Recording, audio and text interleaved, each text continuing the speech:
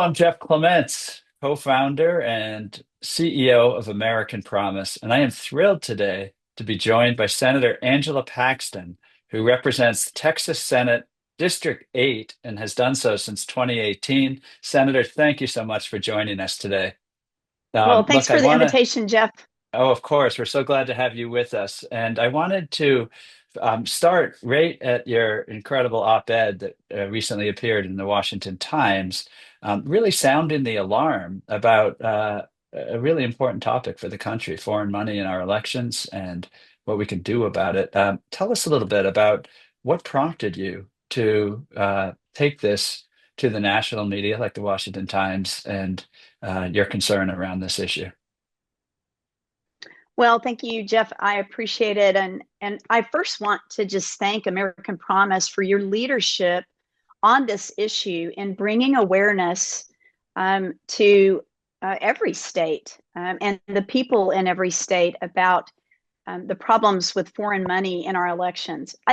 The polling on concern about this is pretty strong. People know that foreign money is an issue in our elections. We've seen this on the national level, but I think just as states have tried to get their arms around this problem in a way that makes sense for their state, one of the things that we have seen is that the federal courts have sort of gotten in the way of allowing states to pass laws to manage what just campaign finance looks like at all, much less with foreign money. So, I just appreciate American Promise and your leadership in helping me know more about this issue prior to my last legislative session, which we finished up in May of 2025. But it's it's not it's not something anyone argues about. People don't argue about, no, there's no foreign influence in our elections. It's more about exactly how is this happening? How can we understand it better? And how can we make sure that this is not influencing the outcome of our elections, whether it's with candidates or it's with issues like ballot initiatives or constitutional amendments, which we're in the middle of early voting right now in Texas, voting on constitutional amendments. Every day I'm getting texts from people who are advocating or opposing different constitutional amendments. We have 17 on the ballot. And, it's just not always clear who's pushing that. Yeah. You mentioned the states, and I know you were recently in Washington with other state senators from other states advocating in Congress for a remedy for this problem. And you have led in Texas the introduction of a resolution for an amendment to the United States Constitution to put this ability, restore the ability really of the states to enact what they see as appropriate guardrails around foreign money and other money influence in their states. What are some of the current examples that you are concerned about around foreign money or other issues in Texas or elsewhere? Well, I'll go back to just kind of a baseline. I think it's really important for us to begin with the the right starting point, and that is from the very beginning, the founders of our nation were very concerned about foreign influence, and they built safeguards that made sense in the times to make sure that foreign influence was not oversized and outsizing the influence of we the people, right? I mean, when we say we the people, let's remember who that is. We the people are the citizens of the United States. And if we are to continue to be a country that is a government that is of the people, by the people, for the people, those people are the American citizens. And so we have to modernize our language and our laws as time goes on to continue to make sure that we have appropriate safeguards as our founders set up from the very beginning. At the time, it was not uncommon at all for diplomats to receive lots of gifts and that sort of thing from things from other countries. It was just standard operating procedure. But our founders were like, no, we're not going to do that here, because we know that even, our adversaries, but even our allies are not always thinking first about what's best for America, right? Only America can really do that. And so I think that's the place to really start. So we've seen court cases in recent years that have, where states have made laws around how ballot initiatives or other sorts of things related to campaign finance. They've passed these laws by their duly elected representatives, and some of those things have been struck down in the upper courts, in the federal courts. And so, sometimes you just are in a kind of a stall pattern with the courts, but sometimes they actually say, we think this, and they may be interpreting the law, and we think they are interpreting the law wrongly, and interpreting the constitutionality of these laws wrongly. But sometimes the courts will also give us a solution to their problem with that interpretation. And one of the things that the courts have suggested is that if there was an amendment to the Constitution that overtly and expressly allows the states to and Congress to make these kinds of laws, that would solve the problem. And so that's really the idea around For Our Freedom Amendment, is that if the courts have said this would fix the problem, we don't think there is a problem, because we know that the Constitution says anything that isn't directly expressly given to the federal government, everything else belongs to the states. So we should have the constitutional footing to pass these kinds of laws. However, given where we are, it's in our best interest to do this as expediently as possible. And if they're giving us a way forward, then I think it makes sense for us to take it and to do it quickly. Yeah, and you mentioned some of the court cases, and we hear from people around the country at American Promise about this. And in one state, the state of Maine, foreign governments used their wholly owned companies, energy companies, to spend $100 million in that state's elections. And exactly what you're describing, the people of Maine and the bipartisan legislature overwhelmingly passed a law saying we don't want foreign government spending in our elections. And the federal courts blocked that law under these court cases where judicial activism essentially invented a theory that even foreign governments apparently have free speech rights under this theory to spend money in politics and influence our elections for their own interests, not for American interests, as you say. So that goes to your point about the amendment being the necessary remedy. It's what we've done before as Americans when the courts have made a interpretation of the Constitution that the founders and the people today just simply don't agree with and don't see working. So I wanted to ask you if you're hearing from your constituents around this issue. Is there concern among your constituents about this problem? Absolutely. I mean, and there has been for the good part of the last decade concern around this. And in the Republican Party in Texas, there has been overwhelming support for something like this amendment, something that would give us the ability as a state to pass laws for ourselves, because we might want to handle it differently than California. We want to handle most things differently than California and Texas.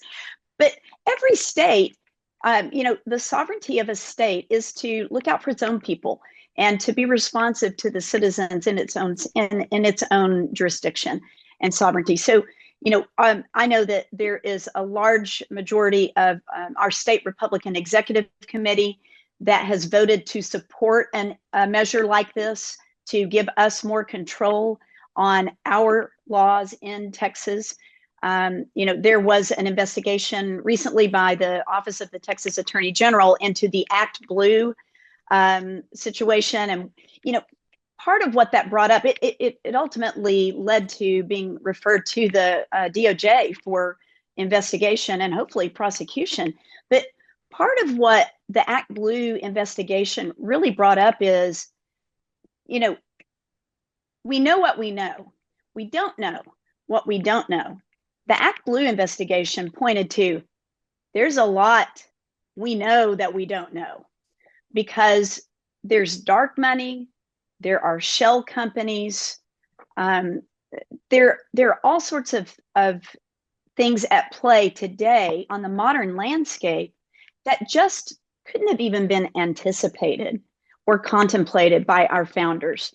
Online giving, AI, all of these things are things that require some sort of agile addressing. And I know it maybe is a little far-reaching to call anything governmental agile, but I do think in a relative sense, when we look at us as a state in Texas, I know we think about this, having to wait, having our hands tied and having to wait for the federal government to do something that we should be able to do for ourselves, and we believe that we have the right to do for ourselves. It's just not a very effective way to address these ongoing threats, and the evolving of these ongoing threats. So we're paying close attention to this. There's strong popular support for protecting our elections from foreign influence and foreign money, and there is also strong party support in my party for it.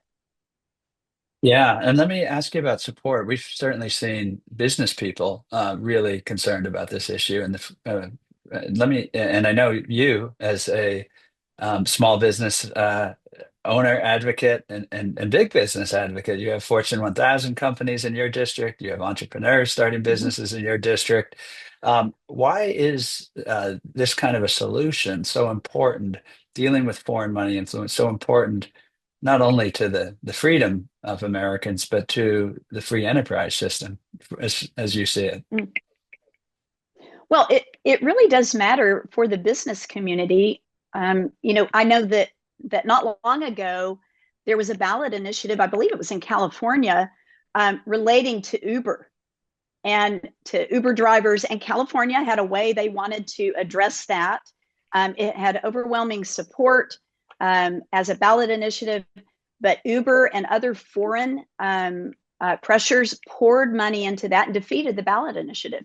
So this was something that was widely supported by the duly elected officials or by the people to make it a ballot initiative. That's the whole point of a ballot initiative, right? It is directly from the people. So it has to have support to even be a ballot initiative. And for a foreign company to come in and overturn the will of the people that way, it's maybe just a quintessential example of foreign influence trumping we the people. That's not what is supposed to happen in the United States of America. So it was great for Uber.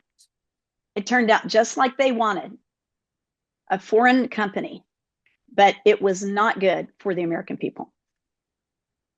Yeah. So one of the things you mentioned about the For Our Freedom Amendment is it puts the power back in the states, and it doesn't tell anybody what they have to do. It isn't a campaign finance law that dictates what the states should do. It simply puts the power in their hands. Why is that so important to you? Well, that's that important to me approach. as a state legislator. That's really important to me. As I mentioned a few minutes ago, Texas may have a different approach in handling any issue from California, Ohio, Oklahoma, Arizona, Wyoming, right? I mean, every state is unique, and every state has its own issues to deal with, and they also have the way they want to deal with that. And so it matters to me that we are not handcuffed to how other states might choose to handle things. I also like this because going into it, it's a pretty simple sell to my colleagues, Republicans and Democrats, who are from suburban areas, urban areas, rural areas, high income areas, low income areas, resource rich areas, resource poor areas. Wherever we are in the state, all of us recognize that the problem of foreign influence in our elections is not going away by itself. So we need tools. And we passed laws this last session around foreign money and foreign influence in our elections in Texas. But without an amendment like this, I am concerned that we face the same fate with some of these laws. We certainly don't have a lot of confidence given what some of the courts have done, and some of the federal courts have done with these kinds of laws. And so it matters to me that we can do what is best for Texas. And it doesn't, like you say, it doesn't, kind of pigeonhole us into approaching anything in any certain way. But it does give us the ability to address it and to do it in a way that satisfies our constituents. You mentioned the broad appeal of this as you've been advocating in your leadership position on this constitutional amendment solution across all sorts of different political viewpoints, or rural, urban, you talked about. And as we talked about earlier, you came to Washington to talk with your colleagues in the Texas delegation and your counterparts in Congress about this issue. Can you share some of the messages that people find most compelling? What are you hearing back when you talk with folks about this in terms of the most important arguments in favor of it? Well, I think, first of all,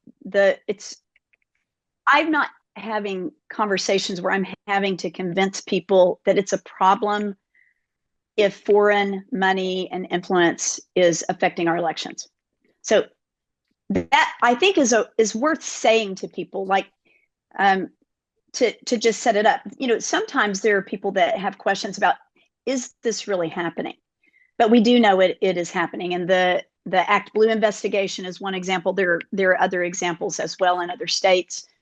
So, I think we start with, this really is happening, and it isn't a good thing. That's not a hard sell, that it's not a good thing. But I think also just the fact that we've already seen what is happening as states are passing laws. And why are they passing laws? Because they recognize the problem. We don't pass laws just because somebody had a dream or something like that, right? We pass laws because someone has brought a problem to our attention. So all states all around the country have been passing laws in recognition of the problem. So the problem exists. If we move on, we also see that our solutions are being blocked frequently by the federal courts. And so if we are to address this, one way of doing that is to actually take advantage of the solution that the courts have suggested to us, which is the constitutional amendment. And now I don't know what we're up to now on the number of states. I feel like it was 23 when I was in DC a few weeks ago, I guess. But I know that there are at least 5 states maybe, including Texas, that are discussing this measure before their bodies, legislative bodies. So I filed a resolution in Texas in the last legislative session, intend to do that again. And we're in our interim, we're between sessions. So we'll go back into legislative session in Texas in 27, in January of 27. And so between now and then, one of the things that is something I'm working on is getting this idea in front of my colleagues. So the idea of a specific solution like a constitutional amendment is something that people need educating on. Why would that be necessary? And we're not in any given state, you're not necessarily paying attention to what's happening in other states, not necessarily aware of that. So that's one of the things I'm doing in the interim. I'm talking with my colleagues, expressing to them our common concern around protecting our elections in this way. which is the easy part, showing them the data that it is happening, and then finally just talking with them about the solution as we have run into other states have run into problems in the courts. Yeah, and Senator, next year, as a country, we will be celebrating our 250th year of independence. We've been through a lot as a country. We've done something that few humans in all of history have ever done, is we've built a society of free people governing ourselves. And no doubt we have challenges today, as our forefathers and foremothers had challenges in their times. I want to step back and just ask you how you are sort of reflecting on the state of self-government and freedom in America today. Well, thank you. That's a great question, and everyone comes to this idea of freedom from different places, right? We come from different backgrounds. Some people have come to the United States in order to pursue having a life of freedom and to raise their children in a country that's free, that is unlike anything that they grew up with themselves. And I meet people all the time that have immigrated legally to the United States and done the hard work around that. You know, I was born here. What a blessing. None of us choose where we're born, but I was born here in the United States, and I was born in Texas. I'm an adopted child. I could have had many different futures, depending on, if my birth mother had kept me, or if I could have been adopted by other people. And I'm a Christian. I know that God put me with my family, and I'm just so thankful for it. But I'm also very aware I didn't get to pick it. It was a gift that was given to me to be born in the United States, in the freest country in the world, to be born in the great state of Texas, which I just love so much. And now, as a mother of 4 grown kids, as a grandmother of 6 little ones, and as a legislator, one of the things I think about all the time is, what are we handing to these next generations, right? I was handed a free country. I was handed a life where I could pursue opportunity because my parents and their generation handed me a free country. It's a baton in some ways. And, before I was in the state Senate, I was a teacher, I was a school counselor. And my job, I taught math and physics, but really what I saw my job as was helping them figure out who they are, what they're good at, and what kind of opportunities they could take advantage of, and how they could go make a difference in the world. When I became a state senator, I sort of landed on this motto for myself of keep our future free. And so that's what I think about a lot. How do we keep our future free? And that has many, many ways of playing out in my work as a legislator, whether it's fiscal policy, education policy, water policy. I mean, there are all kinds of things that pour into how do we keep our future free. But I do know this: if we don't have free and fair elections, if our elections aren't determined by we the people, we will no longer have a government of the people, by the people, for the people, and we will not keep our future free. And so, 250 years, any of us, that are listening and watching this today, we're just a little tiny piece of that timeline, but we have an important job. We all have the job of keeping our future free.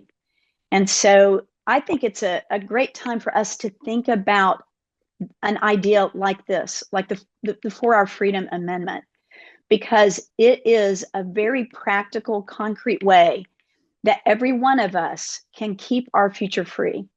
And when we say our future, I mean, there is nothing that embodies the future like our children. And I think we owe that to them. I remember someone saying one time, we don't inherit. We don't inherit the world from our parents. We borrow it from our kids. And when you think about freedom like that, the world that we are living in right now, we are the ones who decide what we make of it. And so I think it's very important, and I think it's an exciting time to talk about this idea because right now is a great time. We are in elections all around our country right now, so it's also a great time to just remind people of the privilege it is to vote, the duty it is to vote.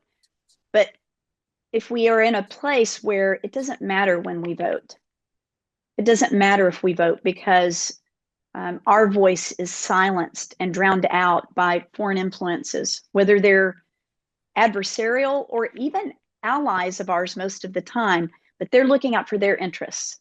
It is our job to look out for the interests of the United States of America, to keep our future free. And I think the For Our Freedom Amendment is an important way forward on that. One last question, Senator. A constitutional amendment. A constitutional amendment is a big lift for the country. You've talked about the For Our Freedom Amendment as being essential to keeping our future free in America. What do you say to the people who think Americans are just too divided to actually get the two-thirds vote in Congress and ratification in 38 state legislatures that it would take to get the For Our Freedom Amendment in place? What do you say to them? I would say pay attention to what's happening. That's not what we see. Sometimes we just have to dream about things and hope they'll happen. But we don't have to just dream and hope with this. We're already seeing the movement. Like I said, we were up to, I think, 23 states that have already moved forward on a resolution asking Congress for this. We are already, there are a number of states, including Texas, 4 or 5 other states that are in the process. I wouldn't be surprised if that has not increased since I last checked. But the movement is rolling forward. And instead of this being a divided sort of thing, I see it as completely the opposite. It is the opportunity to really use this as a touch point for unity. In fact, I go back to the founders. It was stated that, it was recognized by our founders that one of the simplest ways for another country, an adversarial country, to defeat us or to weaken us would be to divide us by influencing our elections, by influencing our policies with foreign ideas. We certainly, the United States has always been a country that is open to ideas. We were kind of founded on this concept of the open marketplace, the free marketplace of ideas.